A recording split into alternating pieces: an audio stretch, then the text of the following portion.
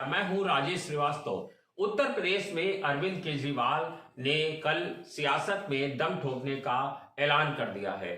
उत्तर प्रदेश में पहले ही जो सियासत का केंद्र कहा जाता है कि दिल्ली में कोई भी सरकार बनती है तो उसका केंद्र उत्तर प्रदेश ही होता है और उत्तर प्रदेश से ही होकर के कोई भी सियासत दल अपना केंद्र में सफर तय करता है। इसी के चलते आम आदमी पार्टी यानी अरविंद केजरीवाल ने अब ऐलान किया है कि वो 2022 का चुनाव उत्तर प्रदेश में लड़ेंगे। इसी के चलते पश्चिम बंगाल और बिहार के जब चुनाव हुए तो अरविंद केजरीवाल ने वहां फोकस नहीं किया और ये आज का ऐलान भले ही हो, लेकिन आम आदमी पार्टी पिछले 1.5 साल से लगातार उत्तर प्रदेश में फोकस कर रही है, उत्तर प्रदेश में लगातार तैयारी कर रही है। ये जिम्मेदारी उत्तर प्रदेश की उन्होंने अपने राज्यसभा सांसद संजय सिंह को सौंप रखी है। संजय सिंह लगातार योगी सरकार के प्रति हमलावर हैं। वह कभी जातिगत सर्वे का मुद्दा उठाते हैं, कभी उत्तर प्रदेश में कानून व्यवस्था का मुद्दा उठाते हैं। अगर महीने की 30 दिन की बात की जाए तो महीने में 20 दिन संजय सिंह उत्तर प्रदेश में रहते हैं। उत्तर प्रदेश सरकार ने अभी उनको कुछ दिन पहले उनके खिलाफ मुकदमा दर्ज कराया। मुख्यमंत्री योगी आदित्यनाथ ने संजय सिंह को नमूना तक करार दिया। उत्तर प्रदेश में जहां इस समय समाजवादी पार्टी, बहुजन समाजवादी पार्टी दोनों को आम आदमी पार्टी ने किनारे कर दिया है और जब दोनों इस समय लगभग निष्क्रिय की स्थिति में हैं। बहुजन समाजवादी पार्टी का तो अब कोई विपक्ष जैसा कोई रोल नहीं रह गया है। अब जबकि से समाजवादी पार्टी थोड़े बहुत प्रदर्शन करते हुए दिखती है, लेकिन उनके प्रदर्शन अब सड़कों पर नहीं दिखते। उनके प्रदर्शन शुरू होने से पहले ही पुलिस उन्हें हाउस अरेस्ट कर लेती है, उनके नेताओं को, या उन्हें घरों में कैद कर दिया जाता है। यही नहीं, आप देख रहे होंगे पिछले लंबे समय से उत्तर प्रदेश में या देश में जब भारतीय जनता पार्टी विपक्ष की बात करती है तो सिर्फ कांग्रेस की बात करती है। वह कांग्रेस के निशाने पर रखती है ताकि सपा बसपा को वो तरजीह न दे सके। इसके पीछे कारण ये है कि अगर उत्तर प्रदेश में चुनाव होते हैं और विपक्ष लामबंद करता है किसी को, तो जो मुस्लिम है, जो भारतीय जनता पार्टी का जो विरोधी है, वह मुस्लिम विपक्ष में यानी कि सपा बसपा और कांग्रेस में बंटने के बजाय अगर कांग्रेस या बसपा में जाएगा तो इसी के नाते कांग्रेस को वो मुख्य विपक्ष के निशाने पर रखती है ताकि सपा बसपा को तरजीह ना मिल सके। उत्तर प्रदेश से भारतीय जनता पार्टी यही चाहती है कि विपक्ष है जो वो बटा रहे, चाहे वो सपा बसपा कांग्रेस तीनों के खाते में चला जाए, ताकि विपक्ष जो भारतीय जनता पार्टी के विरोधी हैं वो एकजुट ना हो पाए। अब इसी के चलते अब इन सब का निष्क्रियता का फायदा उठा करके आम आदमी पार्टी ने यहां पर खम ठोका है। उत्तर प्रदेश में आप अगर माने कि आम आदमी पार्टी का क्या अस्तित्व है तो आपको पता होगा, राष्ट्रवाद, सुशासन, गुंडा राज, भ्रष्टाचार राज, इन सब का विरोध करने के लिए आम आदमी पार्टी को जाना जाता है। यानी आम आदमी पार्टी वो है जो भारतीय जनता पार्टी की तरह सुशासन का झंडा अलंबरदार करती है, इसी तरह से वो सुशासन राज की बात करती है, भ्रष्टाचार के विरोध का बात करती है। यानी कि जो मुद्दे कमोवेश भारतीय जनता पार्टी के हैं वही मुद्दे आम आदमी पार्टी के हैं। दिल्ली में लगातार 3 बार आम आदमी पार्टी की सरकार बन चुकी है और गोवा में पिछले दिनों चुनाव हुए, पंजाब में चुनाव हुए, दोनों जगहों पर आम आदमी पार्टी ने चुनाव लड़ा। अब आम आदमी पार्टी को पंजाब में भी अच्छी खासी बढ़त हासिल हुई है, गोवा में भी उससे बढ़त हासिल हुई है। इसी तरह से दिल्ली में 3 बार सरकार बन चुकी है। इसी के चलते आम आदमी पार्टी उत्तर प्रदेश में अपना भाग्य आजमाना चाहती है।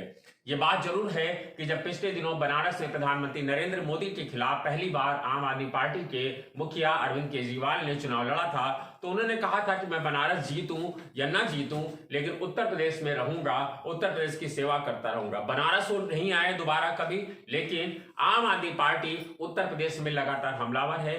लोगों के एक एक छोटे छोटे मुद्दों पर आम आदमी पार्टी अपना पक्ष रखती है और सिर्फ आम आदमी पार्टी अपना सिर्फ बयान नहीं जारी करती है बल्कि सड़कों पर भी दिखती है। संसद में संजय सिंह ने खुद कहा कि जब चाहे तो योगी सरकार उन्हें गिरफ्तार कर ले, लेकिन वह पीछे हटने को तैयार नहीं है। आम आदमी पार्टी उत्तर प्रदेश की सरकार के जो सबसे बड़ा मुद्दा था पिछले दिनों बिजली का, स्मार्ट मीटर का मुद्दा आम आदमी पार्टी ने बहुत तेजी से उठाया, कानून व्यवस्था का मुद्दा बहुत तेजी से उठाया, भ्रष्टाचार का मामला उठाया। यानी कि उत्तर प्रदेश में जो भी खामियां नजर आ रही हैं, आम आदमी पार्टी उनके साथ, जनता के साथ खड़ी हुई है।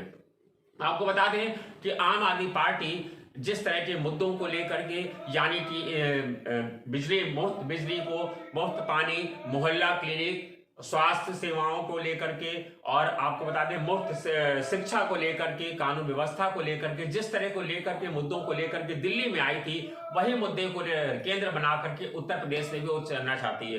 कल जब अरविंद केजरीवाल ये बात कर रहे थे कि उत्तर प्रदेश में वो अपना 2022 का विधानसभा चुनाव अपनाएंगे, ऐसे में अब आम आदमी पार्टी ने इस मुद्दे को भी उठाया है। उन्होंने कहा कि आज उत्तर प्रदेश में कानपुर का बच्चा या लखनऊ का बच्चा जब पढ़ना चाहता है तो वो दिल्ली की तरफ क्यों भागता है, क्यों उसे उत्तर प्रदेश में अच्छी शिक्षा नहीं मिलती है, अच्छे कॉलेज नहीं है उत्तर प्रदेश में, आखिर क्या कारण है। उत्तर प्रदेश में विभिन्न राजनीतिक दलों ने अपने अपने सबको उत्तर प्रदेश में मौका दिया है, चाहे वो समाजवादी पार्टी हो, बहुजन समाज पार्टी हो, कांग्रेस हो, भारतीय जनता पार्टी हो, सबको उत्तर प्रदेश सरकार, उत्तर प्रदेश की जनता ने मौका दिया है। तो उसके बावजूद उत्तर प्रदेश की जनता को कुछ भी नहीं मिला है। उनका कहना है कि उत्तर प्रदेश में अगर उनकी सरकार बनती है तो छोटे छोटे मोहल्ला क्लिनिक चलाए जाएंगे और हर जगह पर बिजली को मुफ्त दिया जाएगा, यानी किसानों के लिए बिजली, और जो बहुत ज्यादा बिजली कंजम्पशन होगा सिर्फ उन्हीं से कुछ प्रतिशत बिजली का बिल लिया जाएगा, बाकी लोगों को बिजली मुफ्त दी जाएगी,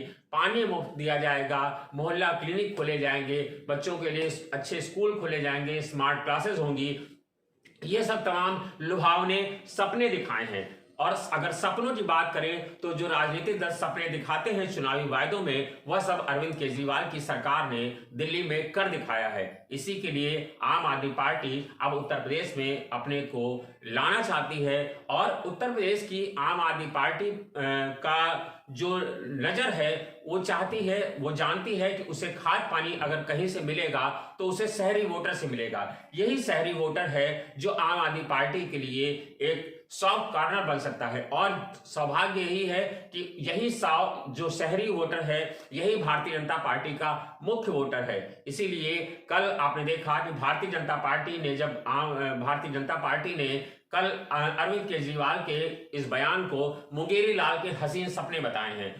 डिप्टी सीएम केशव मौर्य ने कहा कि मुंगेरी लाल के हसीन सपने देख रहे हैं। 2 करोड़ की आबादी वाली दिल्ली अरविंद केजरीवाल से नहीं संभल रही है और वो 24 करोड़ वाली उत्तर प्रदेश की ओर टकटकी लगाकर देख रहे हैं। ये बयान ये जाहिर करता है, ये साफ इशारा करता है कि भारतीय जनता पार्टी आम आदमी पार्टी के इस ऐलान से कितनी मुसीबत में है, और वो ये जानती है कि अगर आम आदमी पार्टी ने ठीक से उत्तर प्रदेश में चुनाव लड़ा तो उसके सामने चुनौती बड़ी पेश होगी।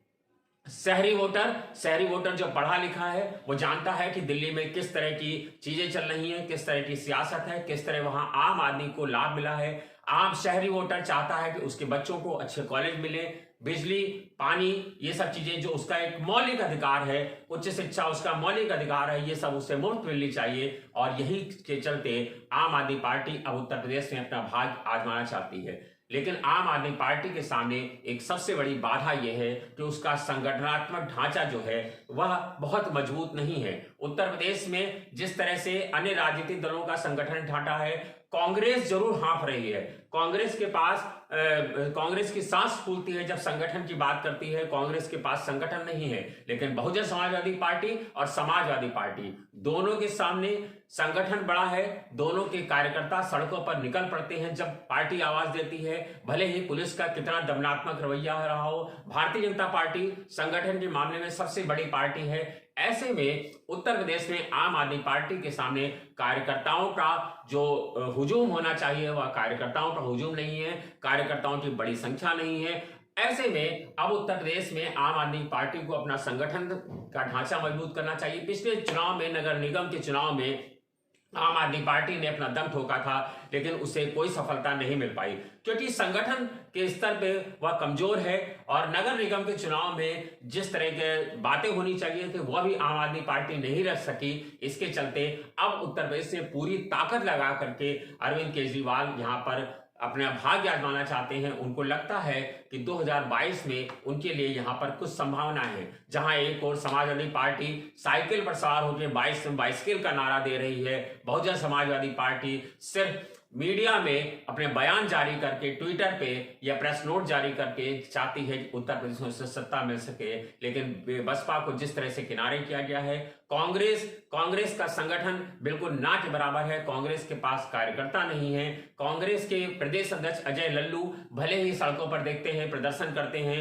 और वह गिरफ्तारी भी देते हैं। सबसे ज्यादा बार अभी पिछले 1 साल में वो जेल जा चुके हैं। यानी छोटी छोटी चीजों पर कांग्रेस में संगठन कुछ खड़ा तो हुआ है, लेकिन जिस स्तर पर कांग्रेस में संगठन होना चाहिए सड़कों पर, वह कांग्रेस नहीं बना पा रही है, अपने कार्यकर्ताओं को जोड़ नहीं पा रही है। कांग्रेस कार्यालय में अगर आप जाएं तो आपको शांति पसरी दिखती है। वहां पर जो एक मुख्य विपक्षी दल का भाव होना चाहिए वो वहां पर नहीं दिखता है। अखिलेश यादव जरूर सड़कों पर हैं, लेकिन वह 2022 में कितना करिश्मा कर पाएंगे यह भी दूर की कौड़ी है। हालांकि स्नातक चुनाव में समाजवादी पार्टी को एक अपेक्षित सफलता मिली है। बनारस में स्नातक चुनाव में उन्हें सफलता मिली है। यानी कि इन परिणामों को देखें तो आपको एक बात जरूर समझ में आएगी, उत्तर प्रदेश का मतदाता जो है, वो जो शिक्षित वर्ग है, जो आम आदमी पार्टी यानी स्नातक चुनाव की बात कर लें तो स्नातक चुनाव में जिस तरह समाजवादी पार्टी को सफलता मिली, यानी कि बनारस में जो मोदी का गढ़ कहा जाता है, जो भारतीय जनता पार्टी का गढ़ है, जहां से प्रधानमंत्री सांसद हैं, वहां से अगर समाजवादी पार्टी स्नातक चुनाव जीत जाती है, इसका मतलब यह है कि जो शहरी वोटर है, जो स्नातक है, पढ़ा लिखा तबका है, वो एक विकल्प की तलाश में है, लेकिन उसे विकल्प नहीं मिल पा रहा है। अब देखना यह है कि उत्तर प्रदेश में आम आदमी पार्टी अब भारतीय जनता पार्टी के सामने कोई विकल्प पेश कर पाती है कि नहीं, उत्तर प्रदेश की जनता के लिए कोई संभावनाएं पेश कर पाती है कि नहीं। अब उसको यह भी देखना होगा कि समाजवादी पार्टी, बहुजन समाजवादी पार्टी और कांग्रेस, या वो ये इन तीनों से लड़ती है या फिर वो भारतीय जनता पार्टी से लड़ती है। यह भी देखना होगा कि वो विपक्ष के लिए मुसीबत खड़ी कर पाती है या वो सत्ता दल के विपक्ष मुसीबत खड़ी कर पाती है। यानी कि अगर आम आदमी पार्टी से सपा, बसपा और कांग्रेस लड़ते हैं तो भारतीय जनता पार्टी के लिए एक और लाभ का सौदा होगा आम आदमी पार्टी का उत्तर प्रदेश में आना। लेकिन अगर आम आदमी पार्टी उन तीनों को किनारे करती है और भारतीय जनता पार्टी के सामने मजबूत यानी कि सबसे बड़ा विपक्ष बन के उभरती है, तो जरूर भारतीय जनता पार्टी के लिए मुसीबत आएगी। लेकिन जिस तरह से कल से भारतीय जनता पार्टी के बयान आए हैं, डिप्टी सीएम केशव मौर्य का बयान आया है, वो एक तिलमिलाहट दिखाता है कि उत्तर प्रदेश में अगर आम आदमी पार्टी आएगी तो भारतीय जनता पार्टी के लिए निश्चित रूप से एक बड़ा मुसीबत खड़ी कर सकती है। अब देखना बस यही है कि आम आदमी पार्टी 2022 के चुनाव में क्या करिश्मा दिखाती है। धन्यवाद, शुक्रिया।